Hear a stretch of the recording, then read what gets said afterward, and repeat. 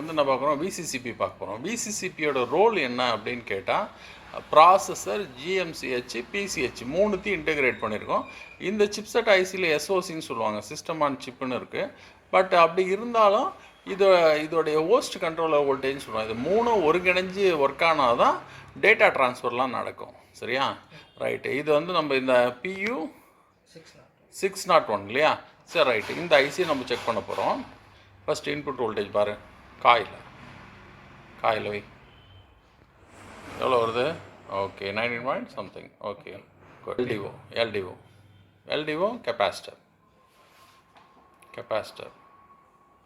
கெப்பாசிட்டருக்கு என்ன வோல்டேஜ் வருது?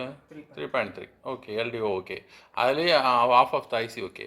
அடுத்தது வந்து நம்ம லெஃப்ட் சைடில் வச்சு ஃபஸ்ட்டு பின்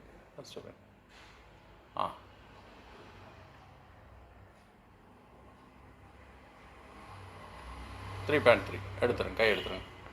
அடுத்தது பவர் வந்து கரெக்டாக இருக்கான்றது பார்க்க போகிறோம். அது வந்து அது ரெஜிஸ்டரில் பாருங்கள், செகண்ட் பின். அங்கே இல்லை இங்கே ரெஜிஸ்டர், இந்த ரெஜிஸ்டர். ரைட், ரெஜிஸ்டரில் வைங்க.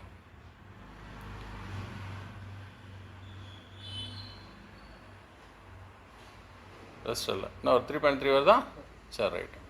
அவுட்புட்டை பாருங்கள், காயிலோட அவுட்புட்.